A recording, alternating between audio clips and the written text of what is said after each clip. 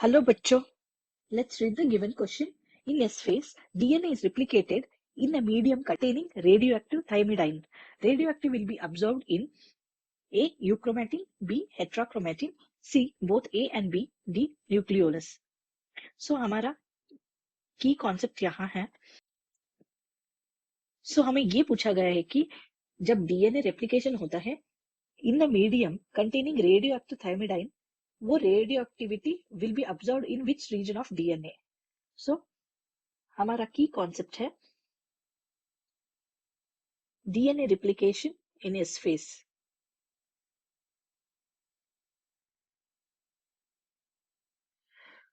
So यहाँ S phase में क्या होता है?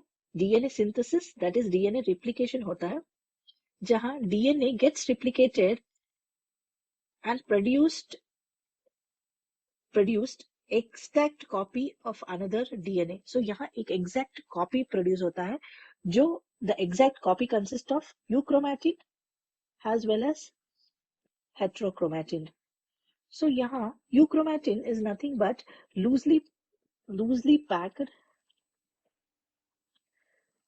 highly active site for genes, whereas heterochromatin is densely packed, low active site for genes.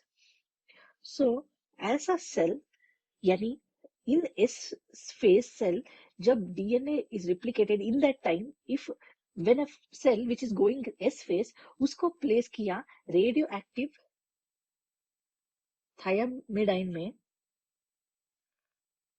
तो it results यानी radioactivity is absorbed both in heterochromatin and euchromatin, because synthesis दोनों में होता है, यानी exact copy पाया जाता है, इसलिए the radioactivity is seen in heterochromatin and also euchromatin. So the right option here is both A and B.